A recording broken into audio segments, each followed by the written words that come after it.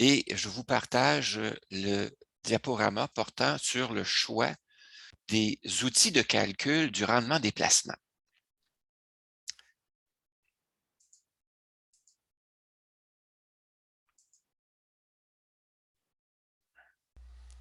Choisir ces outils de calcul du rendement des placements. L'objectif de ce diaporama, c'est de vous aider à choisir parmi les outils de calcul proposés ceux qui sont adaptés à votre situation. Voici un aperçu des outils proposés. Premièrement, l'outil suivi des placements qu'on a vu la semaine dernière, par exemple le suivi des placements avec Morningstar qui nous permet de faire l'analyse du rendement des placements titre par titre. Deuxièmement, les méthodes de calcul du rendement des placements. Ce sont des outils d'apprentissage dans lesquels on va faire l'analyse du rendement de nos placements, non pas titre par titre, mais plutôt compte par compte. Compte REER, CELI et épargne non enregistrée. Et on aura trois outils qui nous sont proposés pour le calcul du rendement des placements à revenu fixe et aussi deux méthodes, une méthode simplifiée et une méthode détaillée. La troisième catégorie d'outils, ce sont les outils de type bilan et ratio, dans lesquels l'analyse va aussi se faire compte par compte.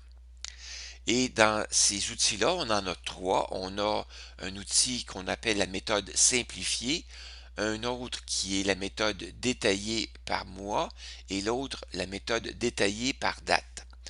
La différence entre les outils de la deuxième catégorie et ceux de la troisième catégorie, c'est que dans les outils de la deuxième catégorie, les méthodes de calcul du rendement des placements, compte tenu qu'il s'agit d'outils d'apprentissage, vous n'aurez rien à inscrire. Et dans la troisième catégorie, bilan et ratio, c'est dans cet outil-là que vous allez choisir, que vous allez inscrire vos données sur le rendement de vos placements. Voici quelques caractéristiques des outils proposés. D'abord, pour l'outil suivi des placements, pour chaque type, vous aurez à reporter les taux de rendement calculés par les institutions financières qui émettent les titres. La méthode de calcul qui est utilisée est une méthode qui est normalisée. Dans les outils de calcul du rendement des placements à revenu fixe, on va présenter des méthodes de calcul pour les types de placements épargne à terme, obligations et débentures.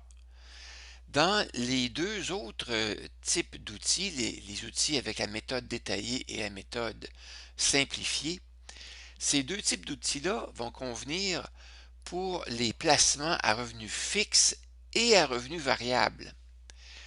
Dans le cas de la méthode simplifiée, ce sera utile dans les situations où on ne connaît ni le mois ni la date des dépôts et des retraits, tandis que dans l'outil méthode détaillée, ce sera utile dans les situations où on connaît le mois ou la date des dépôts et des retraits. Les outils méthodes de calcul, comme je le mentionnais un peu plus tôt, servent à l'apprentissage. Ils sont construits un peu comme un cours de mathématiques financières. On aura des exemples qui vont être présentés du plus simple au plus complexe. Et pour chaque exemple, vous aurez une question qui présentera la situation. Ensuite, la formule permettant de répondre à la question sera présentée. On en fera une démonstration du calcul de la réponse à l'aide de la formule. Et enfin, on aura la codification de la formule mathématique, mais dans une cellule Excel. Les formules qui sont présentées vont ensuite être mises en application dans des grilles de calcul annuelles et des registres de compilation sommative, donc pluriannuels. Les exemples, les formules, les grilles et les registres sont donc présentées du simple au complexe et les formules sont distinctes pour chacune de ces situations. Alors le calcul du rendement des placements est plus simple lorsque il n'y a aucun dépôt et aucun retrait lors d'une année donnée. Et les formules sont différentes, donc un peu plus complexes, lorsqu'il y a soit un retrait, soit un dépôt. Et encore un peu plus complexe lorsqu'il y a à la fois un dépôt et un retrait à l'intérieur d'une année, et encore plus complexe lorsqu'il y a plusieurs dépôts et plusieurs retraits lors de la même année. Les informations qui sont présentées dans les registres des fichiers méthodes euh, de calcul sont les mêmes que la présentation est la même que celle qui est utilisée dans les outils bilan et ratio. Donc, si vous avez bien compris la présentation des informations dans les registres, ce sera très facile pour vous d'utiliser les équivalents dans les onglets bilan et ratio, dans lesquels vous inscrirez vos données sur vos placements et n'ayez crainte, il n'y a aucune formule à préparer, puisque toutes les formules sont déjà inscrites dans les cellules. Les calculs vont se faire automatiquement dans les fichiers bilan et ratio.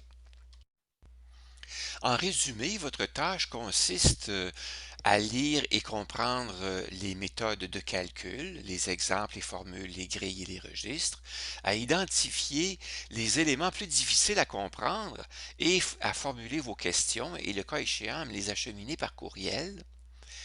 Enfin, vous aurez comme devoir à entrer vos données dans la version du fichier bilan et ratio qui correspond aux données dont vous disposez. Alors, vous aurez à choisir soit le fichier méthode simplifiée, soit le fichier méthode détaillée par mois ou le fichier méthode détaillée par date. Quelles sont les données que vous aurez à inscrire dans le fichier bilan et ratio? Premièrement, pour chaque compte de placement, vous aurez à inscrire le solde au 31 décembre de chaque année, le montant des dépôts et des retraits annuels, et si disponible, le mois ou la date de ces dépôts et de ces retraits annuels. Vous aurez aussi à inscrire pour chaque immeuble que vous possédez la valeur au 31 décembre inscrite sur le compte de taxes municipales. Également, vous aurez à inscrire vos revenus annuels et l'impôt payé à l'aide de vos feuillets d'impôt, de vos déclarations d'impôt fédéral et des avis de cotisation. Et enfin, vous aurez à inscrire vos dépenses annuelles sommaires provenant de vos états des résultats.